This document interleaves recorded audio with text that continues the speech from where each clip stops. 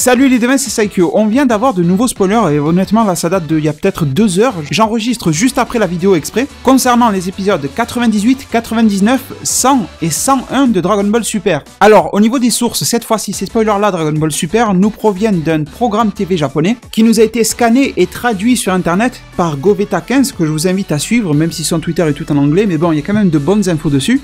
Je vous mets le lien en description. Et qui nous a été aussi traduit en anglais par Ken0 à peu près en même temps sur Twitter. Et du coup pour cette vidéo là je vais vous afficher 2 traductions à l'écran, une en français de la part de db-z.com et une en anglais de la part de Goveta15. Vous allez comprendre après pourquoi j'affiche aussi celle en anglais. Alors pour info, on n'a pas de synopsis, on a juste des titres, mais quand même il y a pas mal de grosses infos. Alors d'après db-z.com, il nous est dit épisode 98, titre l'incertitude, le désespoir des univers. Date de diffusion le 9 juillet 2017. Dragon Ball Super, épisode 99. Titre le pouvoir caché de Krillin.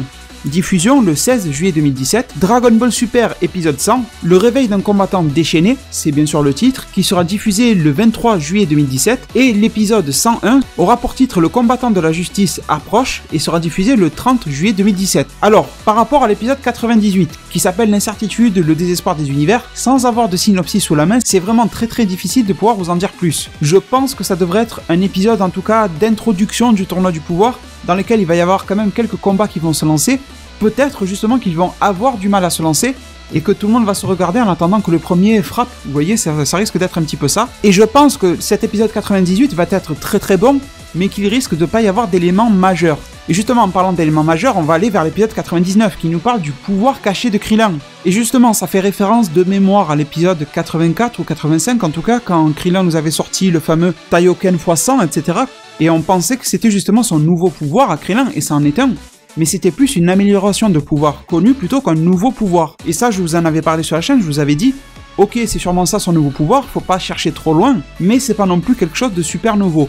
Et visiblement, la Toonimation pense plus ou moins comme moi sur le coup, étant donné que Krillin va nous dévoiler encore un vrai nouveau pouvoir et caché. Et au passage, si Krillin nous sort un pouvoir caché en épisode 99, ça veut dire qu'il sera déjà en plein combat. Et donc, on pourrait s'attendre un petit peu comme dans chaque arc, à ce que les combattants les plus faibles commencent et ouvrent un petit peu la marche, ou du moins que la caméra se porte sur eux, en attendant de voir les têtes d'affiche, les Jiren, les Goku et compagnie se battre plus tard. Alors, à vrai dire, sans synopsis ou quoi que ce soit, difficile, et honnêtement la série ne nous a pas donné d'indice sur le nouveau pouvoir caché de Krillin, mais j'aimerais bien qu'ils nous sortent un truc super cool, comme à l'époque où Nappa et Vegeta sont arrivés sur la Terre, et que Krillin, d'une manière très cool, et ça on s'en rappelle pas souvent, on dit souvent ouais Krillin il meurt tout le temps, bah oui c'est vrai, mais il a aussi eu des phases cool, comme par exemple quand il y avait tous les Saibamen, et que Krillin a dit poussez-vous, j'ai une nouvelle technique que je vais vous montrer, ça va tous les défoncer. La fameuse technique dont je parle, c'est bien sûr le Kaku Sandan, la technique qu'il faisait en chargeant son ki énormément, et ça partait dans le ciel et ça se divisait, ça retombait sur la tête des ennemis de manière un petit peu auto-guidée. Et ça serait cool justement dans un contexte de Battle Royale que Krillin il soit confiant à ce point-là,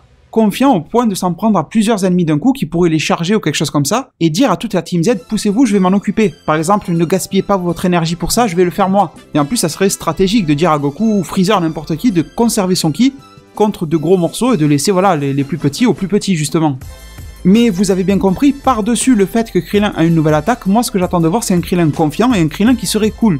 Même s'il n'est pas un Saiyan et qu'il n'a pas des cheveux en pique sur la tête, il peut être un personnage très cool quand il y en a besoin. Ensuite, épisode 100, et c'est pour ça que justement je voulais vous afficher la traduction aussi en anglais à côté. Parce que en français, et je comprends, c'est pas une erreur de traduction, mais c'est juste que en vous mettant le mot vous allez mieux comprendre, en français il nous est dit le réveil d'un combattant déchaîné. Sauf que dans la VO de la traduction, il nous est dit le réveil d'un guerrier berserker. Et forcément, si vous avez suivi tous les spoilers que je vous ai proposés sur la chaîne, en particulier concernant la Fibroly, c'est-à-dire Kale de l'univers 6, et sa transformation qui ressemble au Super Saiyan légendaire, même si ça y ressemble en tout point pour le moment, cette transformation-là n'a pas été nommée comme étant le Super Saiyan légendaire, je préfère le rappeler, et bien dans un des spoilers, il avait été dit que cette fille-là, Kale, quand elle se transformait en mode Broly, là, eh bien qu'elle passait en mode Berserker. Comme je vous avais dit, Berserker, ça ne veut pas dire qu'elle s'appellera le Super Saiyan Berserker. Berserker, c'est juste un qualificatif. Mais le fait de revoir le mot écrit ici, qui a déjà été utilisé dans d'autres spoilers, forcément pour moi, l'épisode 100 va mettre en scène la fille Broly. Je vois pas qui d'autre, pourquoi réutiliser le mot Berserker qui est un mot, ou Berserk qui est un mot un petit peu particulier quand même. Donc ça veut dire que même si en épisode 99 on va voir du Krillin se battre, en épisode 100, on va quand même voir de la fille Broly.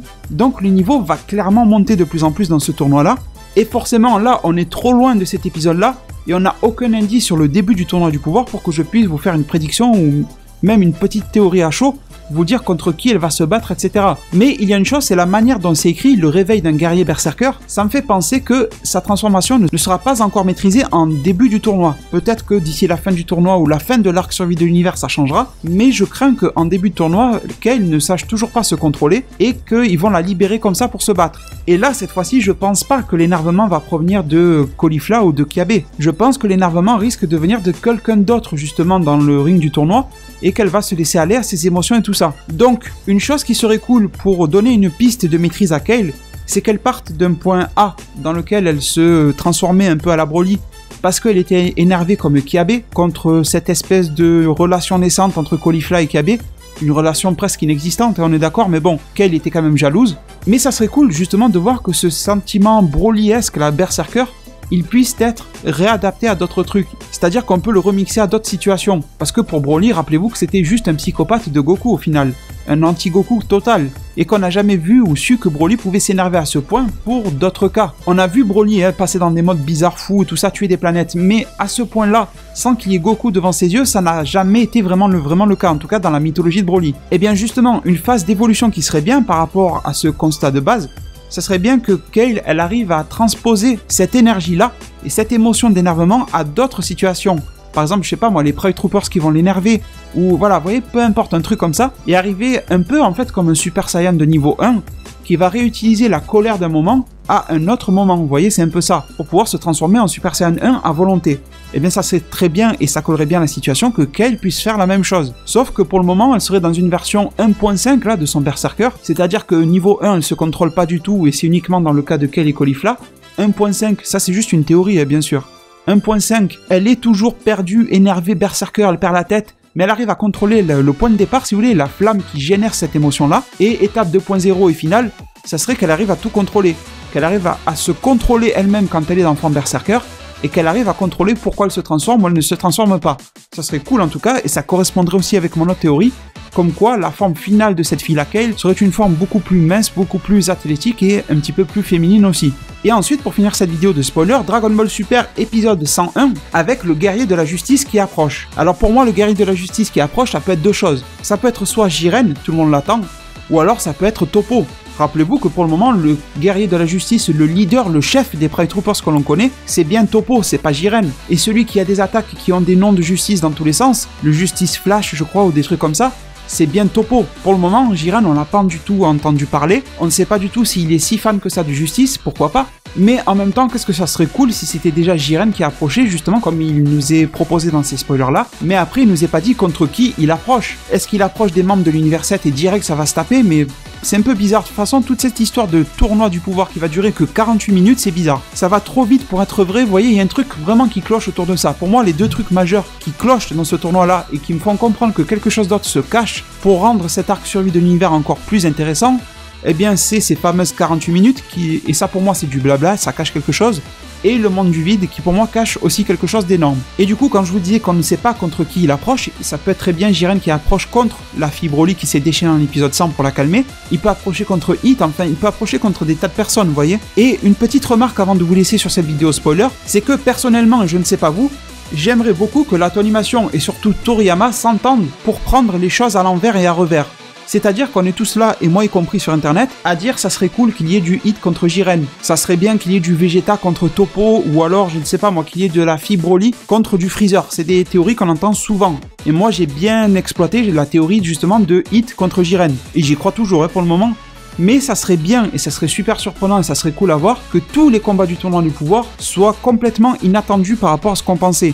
Bon, à part peut-être le final Goku Jiren ou quelque chose comme ça, mais d'avoir quelque chose qui sort complètement de l'ordinaire, avoir du Jiren contre la fille Broly, ça on s'y attendait pas vraiment. Avoir du Freezer contre Dispo, là celui qui a une tête de Beerus, vous savez, dans les gars des Pride Troopers, avoir des trucs qui sortent de l'ordinaire complètement. Imaginez du Caulifla contre, je ne sais pas moi, une fille de l'univers 2, voilà, je vous donne des exemples au hasard, mais des exemples qui pourraient être cool quand même. Et j'aimerais beaucoup que ça se passe comme ça. Alors après, est-ce que l'Ato Animation et Toriyama prendront le risque de faire tout ça? C'est la question que je vous pose. Et c'est aussi sur ça que je vais conclure et vous remercier de m'avoir suivi et écouté durant cette vidéo-là. Et du coup, je me permets de vous laisser sur ces mots. Prenez soin de votre futur. Le meilleur moyen d'y arriver, c'est de vous abonner à ma chaîne, de la partager, la liker et la commenter un maximum de fois pour que notre communauté puisse se développer le plus possible sur YouTube. Merci beaucoup et à plus pour le prochain Arts Divinatoires.